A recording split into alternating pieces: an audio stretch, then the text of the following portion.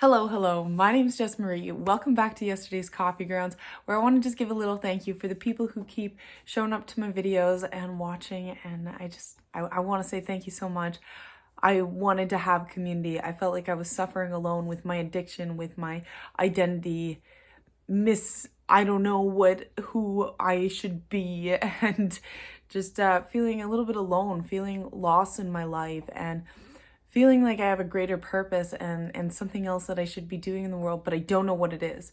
And I come on here to try to figure it out and talk things through. And I guess I could privatize all these, but I want community. I think that's so important, and that's a lot of what I'm lacking in my life is community, because I've always had that growing up with sports, with family.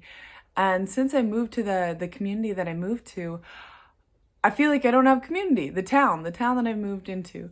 And I've had so many opportunities to. The first place that I worked here, I guess technically the second, but the first place I really worked here was basically a big family where people have been working there for years and years and years. Rob, who's now my partner, he worked there for almost 10 years, like they're family. And for whatever reason, I just didn't feel like I belonged in there. And there's huge rock climbing out here, mountain biking out here. There's a whole group of artists that are out here and people who do yoga. And now there's a huge mom base out here that I could be a part of, or baking, or there's so many different communities. And I find that hey, please do not be eating our wall. You find a little bone or something. No, I don't have anything for you. Please don't be biting our wall. Please don't. Go get one of your toys. Go get a rope or something, honey. He's been eating the baseboards. He ate one at the front door, and now he's eating the one at the back door. And it's like, I just let you out. You were out for 20 minutes. It's raining. No, sir. No, sir. So, yeah, that's why I'm on here, is because I was struggling with these things and I just needed to verbalize it in a way that I know some people can understand and relate to. And I'm trying to leave my job at the liquor store because I have talked to my manager, my boss, about, hey, I'm having a hard time, and she's old school. I'm not dissing her. I don't want anyone to shame her. This is just her mentality. And what I actually want to talk about today was how people show different kinds of love. And she told me with my drinking and smoking, she's like, Jess, you just got to moderate it.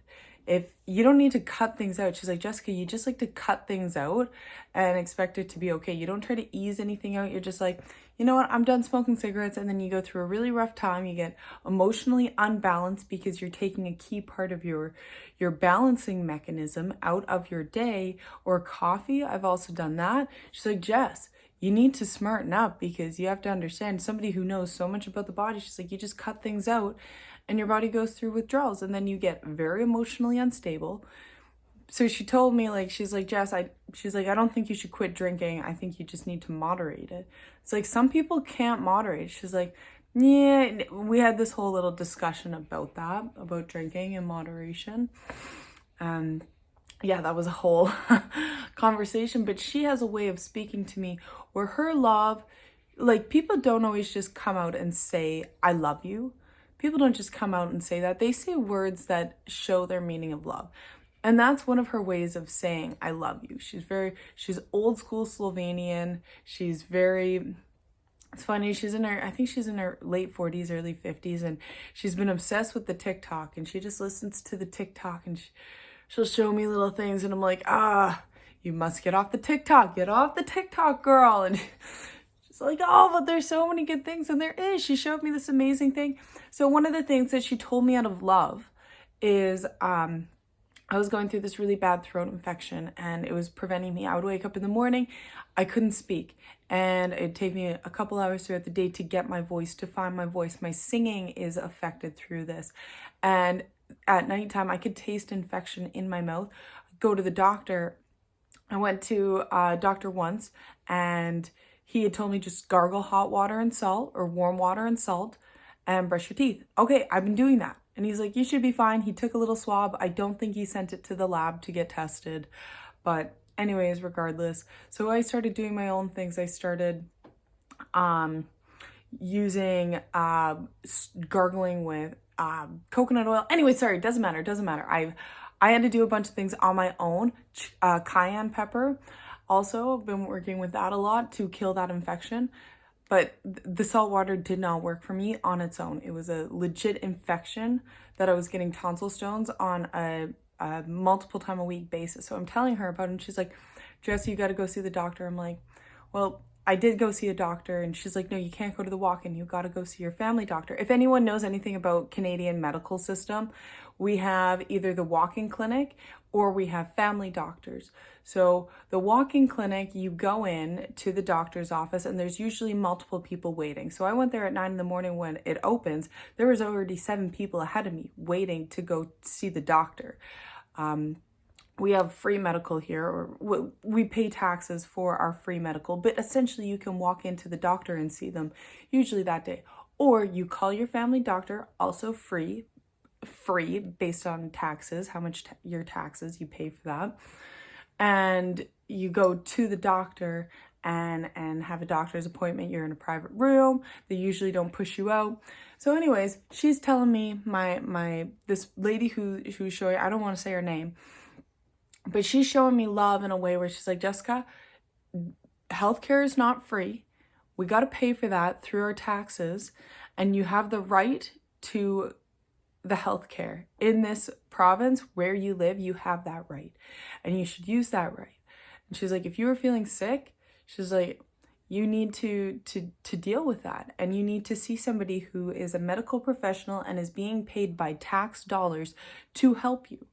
So she's saying it to me in love. And she also told me, she's like, yeah, and that doctor, he should have told you to use good quality salt, because if you're gargling salt that is used with heavy metals, now you're putting heavy metals, because to mine salt, they use heavy explosives and use machines to drill the earth, right? So all these heavy metals are getting into the salt. So if you're gargling that salt to kill an infection, you're also, for me, I have open sores in my throat at the time, I am now gargling heavy metals into those open sores. You know what I mean? And that's going through my body, and that's making me lethargic and unwell, right? She's like, Jess, you got to use a good salt. Thank you, TikTok. I will thank the TikTok for that one. Anyways, yeah. So that is a way that she told me love. She gave me love in a way that is not, I love you. Hey, I care about you. Hey, I want to see you do well. She uses her words to say, hey, I love and I care about you. And what really got me thinking about this is I was thinking about my dad, and we had a conversation the other day, and it didn't go the way that I kind of expected it. It didn't go poorly. But we talked for about an hour and a half, and it started off with a simple tax question that I had, and it kind of escalated. He's like, Jesse, you got to be doing something more with your life. You can't be working at a liquor store. And I'm like, well, you know what? I don't want to be working there, but the hours work for my schedule. I can start at 6 at night and get a 5.5 hour shift in. And unless I'm working in a bar, where else am I going to get that for $18 an hour plus tips still? Like, I don't want to work in a bar anymore. I already get hit on at a liquor store. I don't have to serve this person for an hour to 5 hours sometimes. I don't know if you've ever worked in a bar. Sometimes people just hang out. If they think you were attractive, they will hang out and they will linger. I don't need that in my life. I don't want that in my life. I don't want to be doing my makeup and stuff, because that is just, if I'm working in that kind of establishment, yeah, I'd want to be put together. Like, I don't want my dark circles hanging out, showing or anything like that. So I'm trying to explain this to my dad, and like, if I get a daytime job, it has to be worth enough to be making enough money. Like, I would have to be making $30 an hour to make it worthwhile to be paying for childcare and have all my bills and all my needs met. So I'm looking for, basically on paper, I have no certifications. I have no skills on paper. I have a human kinetics diploma. So that basically helps me in a gym setting. I can't work in healthcare because I don't have COVID vaccine shots. I actually found a really good job for $27 an hour, but I can't work in the healthcare system because I don't have that COVID shot. Anyone who wants to complain or argue about that, that is what it is. I don't want to talk about it, and that it is what it is. So I can't work there.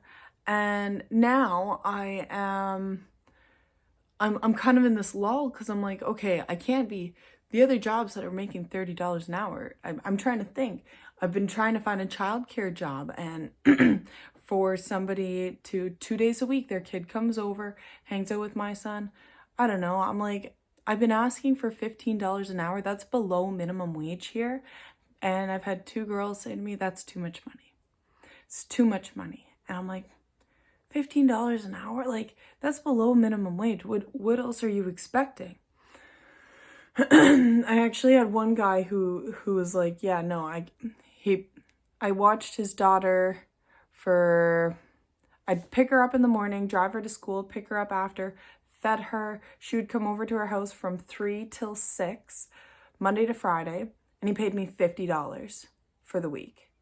And I'm like, dude, I don't know what you're thinking, but at least $100. He's like, no, we talked about 50, and I was like, I didn't know that this child was coming over to my house. He asked me if I could pick her up from school and pick her up after school and drive her home. So I drive her home, and it just, she's like, oh no, like, I'm coming over. And I'm like, what the fuck? Like, you gotta tell me. So $50 doesn't even cover the amount of food that this small human eats in a day, you know, like, or during the week. So it's like, it was just really frustrating. People, I get it, we're in a tough time economy wise, we can work around that, we can talk about money. But also this man, he would be out till 6 after work drinking. He'd get off at 4 and he'd be out drinking for 2 hours. And it's like, okay, you can't pay me correctly, but you can afford to buy booze and go drink at the shop and hang out with the guys. Really? I don't know about that. Really, you can't, you're really working from 7 in the morning till 6 at night? Really? I don't know. I have a hard time believing that when you come over and I can smell it on your breath. I just can't.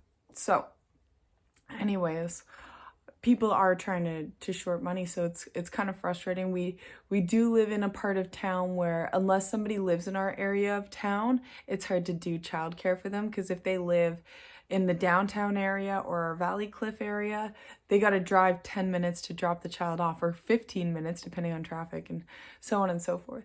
So my dad's talking to me, and my dad's like, Jess, I just don't like seeing you live paycheck to paycheck. He's like, that's not fun. He's like, I want you to go to a hockey game. I want you to be like, yeah, we're going to go for a hockey game. Yeah, we're going to go away for the weekend. Yeah, he's like, I want you to have a reliable car. He's like, I want you to feel comfortable in your car. And that's, that's my dad's way of saying love. He doesn't just say, I love you for show. And it's still nice to hear. It doesn't mean exclude the word, I love you. But saying I love you and showing love, you gotta have that extra, right? You can't just say I love you. And think about that when somebody is doing something for you. Maybe they don't say I love you, or if somebody says I love you, this is a red flag that I think a lot of people should pick up on. If you're in a relationship and somebody says I love you and you're falling into that words, you're here. Someone, oh my gosh, I heard an amazing thing. Women like what they hear and men like what they see. That's why men lie and women wear makeup. I'll say it again. Women like what they hear and men like what they see. That's why men lie and women wear makeup. I thought that was a really good saying, whether it's always the truth or not, but when you're picking out a mate, yeah. Somebody tells me that they love me. I got into a really abusive relationship because I felt bad. Somebody kind of stalked me in a way and interrupted. I was hanging out with a girlfriend I hadn't seen in a long time. We were drinking. He's like, I'm here. He called me. He spam called me. He's at the bottom of the driveway and he's got snot dripping down his nose. And he's like, Jess, I love you so much. And I'm like, oh, fuck. And I just told him that I loved him back because I wanted him to go. He wouldn't leave. And he's a big guy. Like, he was like, legitly, he could take me out. And I'm a big girl. I'm a strong girl. But yeah, I got into a really actually abusive relationship for about a month. And because of what somebody had said. And I also, part of my relationship got destroyed because of the words that somebody said to me and the dreams that somebody fed to me. And the actions, you got to look at the actions, not just what you hear, but the actions of love. And that's why I'm falling back in love with Rob again, because the actions that he's shown me over time, the faithfulness, not just in his words, but the little things that he does, where even if sometimes I'm like, yeah, that kind of ticks me off more than it makes me love you, but it's the thought, right? It's the thought that matters, where it's like, hey, I was thinking about you and I've done this little thing for you, and just like a little, oh, I'm gonna make you a coffee, or I'm gonna make you breakfast. Not just saying, hey, I'm gonna make you breakfast and then sleep in. It's like, hey, no, I'm gonna make you breakfast. And that's the action of love. So when you hear I love you, do the actions back up what they're saying? And I want to give those two examples of people who have showed me love in their life. And I get 3 examples actually, but multiple occasions where people show love in different ways. And there is multiple languages of love. And I think that it's important that we become accustomed to reading and recognizing the way that people show love. And because sometimes people can have an angry demeanor or a very tough, aggressive demeanor, but that is their love. They have their own shell and it's nothing personal to you. Sometimes they say things that you take personally, or I have taken personally, but they show their love in ways of, hey, here's a half a loaf of bread. Hey, this one's on the house. Or, hey, I'll give you a ride home. Hey, what you're doing there is not serving you and you need to smarten the fuck up. People have different ways of showing love, and it's us. It's on us and our journeys on life to recognize that. So if you made it this far, thank you so much. This was a bit longer than I'm used to rambling on about, but yeah, wherever you are in the world, not to tell you what to do, but I hope you have a wonderful day. My name is Jess Marie. I hope you have a good one. Bye.